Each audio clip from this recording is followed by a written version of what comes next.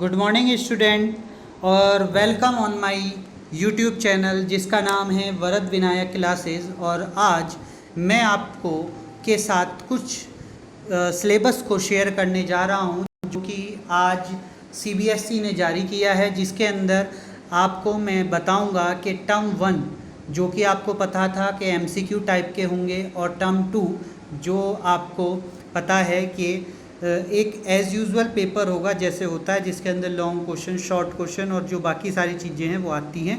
तो उसी टाइप से यहाँ पर भी पेपर होगा। तो देखिए, टर्म 1 का सिलेबस और टर्म 2 का सिलेबस सीबीएसई के थ्रू आज जारी कर दिया गया है।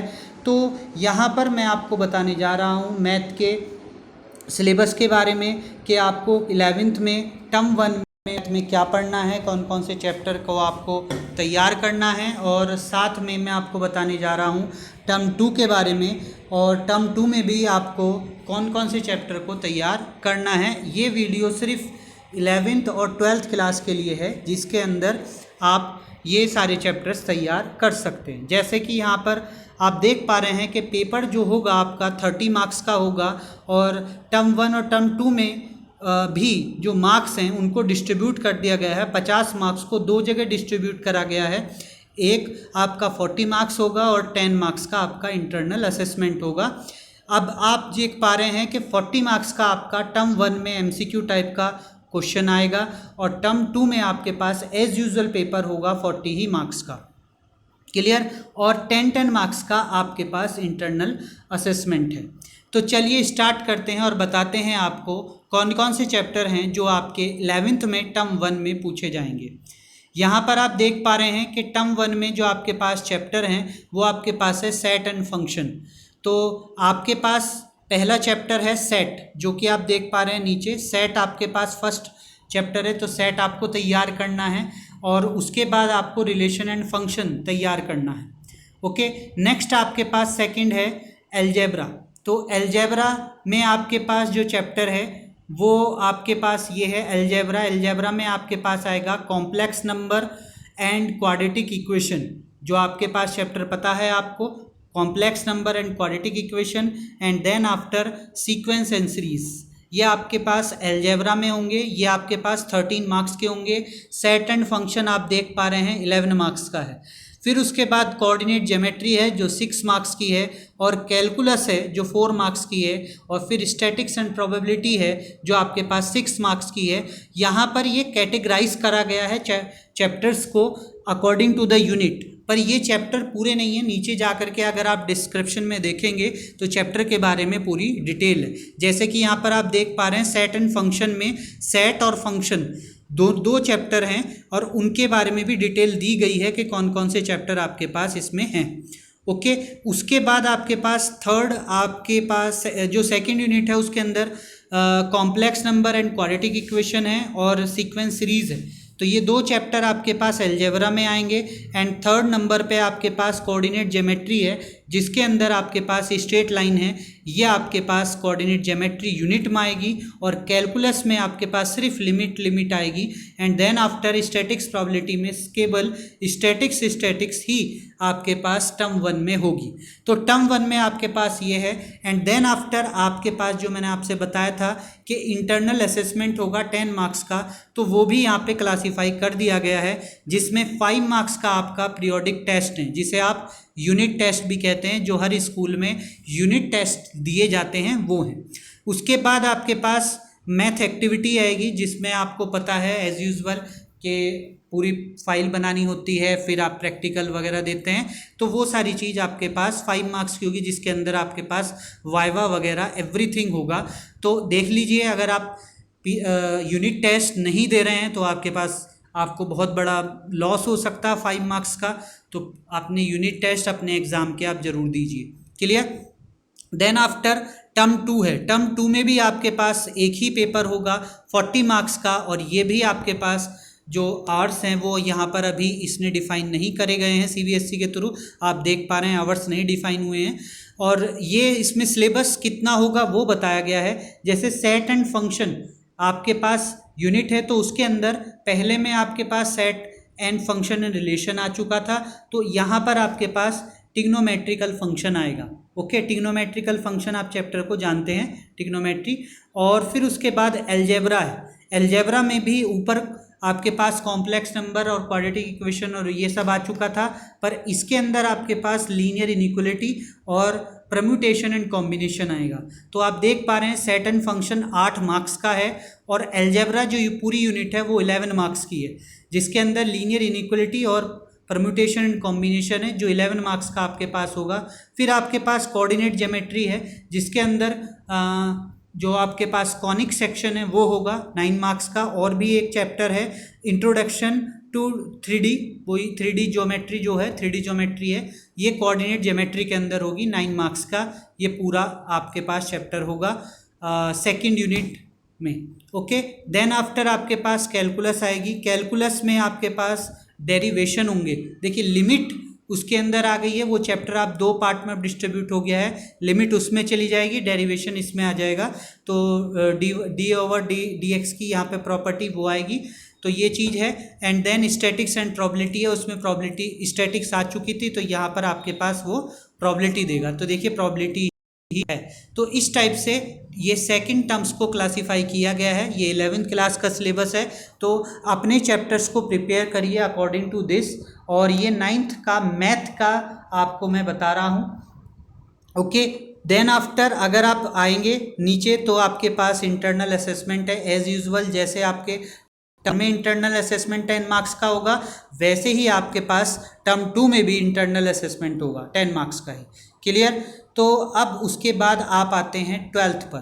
तो 12th में जैसा कि आप देख पा रहे हैं 12th भी आपको पता चल चुका था कि टर्म 1 और टर्म 2 के फॉर्म में होगी। टर्म 1 आपके पास MCQ टाइप क्वेश्चन ही होंगे और टर्म 2 आपके पास एज यूजुअल पेपर होगा जैसे जनरली होता है, जिसके अंदर लॉन्ग क्वेश्चन, शॉर्ट क्वेश्चन वगैरह सब चीज़ आते हैं, वो सब चीज़ आपके पास टर्म 2 में होगी।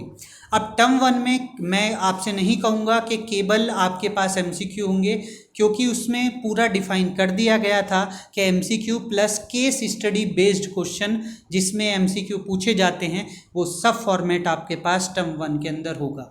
तो इसीलिए अपनी तैयारी प्रॉपर वे में करिए। तो यहाँ पर मैं आपको बताने जा रहा हूँ कि आपके जो 40 मार्क्स हैं उनको इन्होंने कैसे डिस्ट्रीब्यूट करा है। तो जो टर्म 1 है उसमें इन्होंने 2 फॉर्मेट में डिस्ट्रीब्यूट कर दिया है। एक तो क्वेश्चन पेपर जो 40 मार्क्स का है और एक इंटरनल असेसमेंट जो 10 मार्क्स का है। 40 मार्क्स को कैसे क्लासीफाई करा गया है वो आप देख लीजिए। रिलेशन एंड फंक्शन 8 मार्क्स का, ये यूनिट है, चैप्टर नहीं है, यूनिट है। चैप्टर इनके अंदर होंगे, यूनिट के अंदर, तो वो बताए गए हैं नीचे। और आप देख पा रहे हैं पेपर जो है वो 90 मिनट का होगा, मतलब 1.5 आवर्स का होगा, मतलब 1.5 घंटे का आपका पेपर होगा। इसके बाद एलजेब्रा है, एलजेब्रा 10 मार्क्स की है। कैलकुलस आपके पास सबसे ज़्यादा मार्क्स की है, 17 मार्क्स की। और लीनियर प्रोग्रामिंग वो आपके पास 5 मार्क्स की है, यू वेरी वेल नो। तो इस फॉर्मेट में आपके पास टर्म 1 में MCQ टाइप क्वेश्चन आएगा। तो देखिए अगर मैं यूनिट के हिसाब से देखता हूँ चैप्टर कौन कौन से, तो देखिए यहाँ पर जो रिलेशन एंड फंक्शन है उसके अंदर जो यूनिट है रिलेशन एंड फंक्शन, उसके अंदर सिर्फ एक ही चैप्टर आपको दिया गया है, वो रिलेशन एंड फंक्शन है। और दूसरा चैप्टर है आपके पास इन्वर्स ट्रिग्नोमेट्रिकल फंक्शन। तो ये 2 चैप्टर आपके पास टर्म 1 में आएंगे। यूनिट है उसका रिलेशन एंड फंक्शन। फिर एलजेब्रा, एलजेब्रा के अंदर आपके पास मैट्रिक्स और डिटर्मिनेशन आएगी। और फिर उसके बाद कैलकुलस है, कैलकुलस में आपके पास continuity and differentiability and application of derivation ये आएंगे। बाकी की जो इंट्रीगिटी और एप्लीकेशन ऑफ इंट्रीगल है वो आपके पास सेकेंड यूनिट टेस्ट में चले गए हैं। ओके, सेकेंड यूनिट पेपर में चले गए हैं। अब इसके बाद लीनियर प्रोग्रामिंग है। लीनियर प्रोग्रामिंग सिर्फ एक ही चैप्टर है, लीनियर प्रोग्रामिंग, वो आप देख लीजिएगा, ये से आपको सेकंड बुक में मिलेगा। तो आप देख पा रहे हैं कि फर्स्ट बुक के मैक्सिमम चैप्टर यहाँ पे दे दिए गए हैं, चैप्टर एक्स्ट्रा है जो लीनियर प्रोग्रामिंग सेकंड बुक से लिया गया है। फिर उसके बाद इंटरनल असेसमेंट होंगे 10 मार्क्स के, तो उनको आप देख पा रहे हैं पीरियोडिक टेस्ट और वाइबा और जो भी एक्टिविटी, प्रैक्टिकल एक्टिविटी आपके पास होती है उस फॉर्म में डिस्ट्रीब्यूट कर दिया गया है 10 मार्क्स को भी। तो पीरियोडिक टेस्ट आपको देने जरूरी हैं, उसी के बेस पर आपको 5 मार्क्स मिलेंगे। यानी कि जो यूनिट टेस्ट आपके पास आपके स्कूल में होते हैं तो वो आपको देने ज़रूरी हैं, तभी आपको 5 मार्क्स मिल पाएंगे। इसके बाद आपके पास मैथमेटिकल एक्टिविटी, वही प्रैक्टिकल वगैरह है, तो ये भी आपके पास 5 मार्क्स का है। तो इस टाइप से आपके पास ये पूरा टर्म 1 आपके पास होता है क्लास 12th के लिए। एंड देन आफ्टर आपके पास टर्म 2 है, जो आपके पास एज यूजुअल 40 मार्क्स का होगा। यहाँ पर इसने टाइम मेंशन नहीं किया है, टाइम वो देगा जिस टाइम का भी होगा, तो ये चीज़ देख लीजिएगा। फिर उसके बाद यूनिट है, यूनिट उसमें कौन कौन सी आ रही है, एक तो कैलकुलस आ रही है, एक वेक्टर एंड 3D ज्योमेट्री, और फिर प्रोबेबिलिटी है। ये 40 मार्क्स की होगी। और कैलकुलस एज यूजुअली जैसे टर्म 1 में 17 मार्क्स की थी, तो टर्म 2 में 18 मार्क्स की है। तो यानी कि आप जानते हैं कि कैलकुलस कितनी इंपॉर्टेंट है आपके लिए। तो कैलकुलस में आपके पास क्या है, इंटीग्रल आ रहा है और एप्लीकेशन ऑफ इंटीग्रल और डिफरेंशियल इक्वेशन, ये 3 चैप्टर आ रहे हैं। और फिर उसके बाद आपके पास वेक्टर है, वेक्टर में वेक्टर और 3D ज्योमेट्री, वो 2 चैप्टर हैं। और प्रोबेबिलिटी में सेम प्रोबेबिलिटी ही है। तो इस टाइप से आपको टर्म 2 को डिफाइन कर दिया गया है यहाँ पर सिलेबस में। तो ये आप समझ गए होंगे। इसमें भी आपको 2 पार्ट में डिस्ट्रीब्यूट कर दिया गया है, एक तो 40 मार्क्स का आपका पेपर है और 10 मार्क्स का इंटरनल असेसमेंट है। पेपर टर्म 2 में ऐसा ही होगा जैसे एज यूजुअल होता है। ओके, आपका प्रीवियस ईयर में हुआ है एज यूजुअल वैसे ही होगा, ठीक है। तो ये आपका पूरा फॉर्मेट है। और उससे लास्ट में इंटरनल असेसमेंट है, जो आपको 10 मार्क्स को एज यूजुअली जैसे टर्म 1 में होगा वैसे ही टर्म 2 में भी होगा। तो आपको यहाँ से इंफॉर्मेशन मिल चुकी होगी कि कैसे पेपर को डिस्ट्रीब्यूट करा गया है, कैसे पेपर को चैप्टर के अकॉर्डिंग डिस्ट्रीब्यूट करा गया है। तो अपने तैयारी करते रहिए। जैसा कि आपको पता है, जब CBSE की फर्स्ट गाइडलाइन आई थी, जिसके अंदर उसने कहा था कि इस बार जो है हम सिलेबस को 2 पार्ट में डिस्ट्रीब्यूट कर रहे हैं, टर्म 1 और टर्म 2 में। तो वहाँ पर उसने क्लियर कर दिया था कि नवंबर और दिसंबर के इन 2 मंथ में ही आपके टर्म 1 होने हैं। तो इसीलिए आप देख पा रहे हैं कि इस बार अब आपका जो है जुलाई ख़त्म हो चुका है, अब अगस्त ही रह चुका है। तो अपनी प्रिपरेशन प्रॉपर करिए। और मैं आपको प्रिपरेशन के लिए इसी चैनल पर, अगर आप मेरे चैनल को सब्सक्राइब करेंगे, देखिए अगर आप चैनल को सब्सक्राइब करेंगे तो 17 अगस्त के बाद से, मीन्स 17 अगस्त के बाद से आपको इसी चैनल पर अपनी सारे चैप्टर्स की वीडियो प्रोवाइड कराई जाएंगी with the help of introduction. सारे चैप्टर के इंट्रोडक्शन, सारे चैप्टर्स की वीडियो टर्म 1 के लिए, फिर टर्म 2 के लिए स्टार्ट हो गई, ऐसे ही सेम प्लेलिस्ट स्टार्ट होगी। तो वहाँ पर आपको पूरी वीडियो टर्म 1 की लिए पूरा वीडियो, साथ में आपको MCQ और आपके प्रैक्टिस के लिए कुछ पेपर आपको PDF की फॉर्म में दिए जाएंगे। और साथ में आपको केस स्टडी के भी क्वेश्चन सॉल्व कराए जाएंगे इसी चैनल पर। तो अगर आपको मेरे चैनल से जुड़ना है तो पहले आप मेरे चैनल को सब्सक्राइब करना होगा। और अगर मेरी ये वीडियो आपको पसंद आई है तो अधिक से अधिक अपने साथ के दोस्तों से ग्रुप में, कॉलेज में इस वीडियो को शेयर करिए, ताकि उन्हें सबको इस सिलेबस के बारे में पता चल जाए और वो अपनी प्रिपरेशन कर सके। अगर मेरी वीडियो पसंद आई है तो लाइक ज़रूर करिएगा। कोई भी क्वेरी है इस सिलेबस से रिलेटेड तो कमेंट बॉक्स में मुझे कमेंट करिए, मैं आपकी क्वेरी आपको सॉल्व करने की कोशिश करूँगा, आपको उसका जवाब दूंगा। तो अगर आपको ये पसंद आया है वीडियो तो लाइक ज़रूर करिए। सेकंड थिंग्स और फाइनली लास्ट टाइम पर कहते हुए जा रहा हूँ, thank you for watching this video.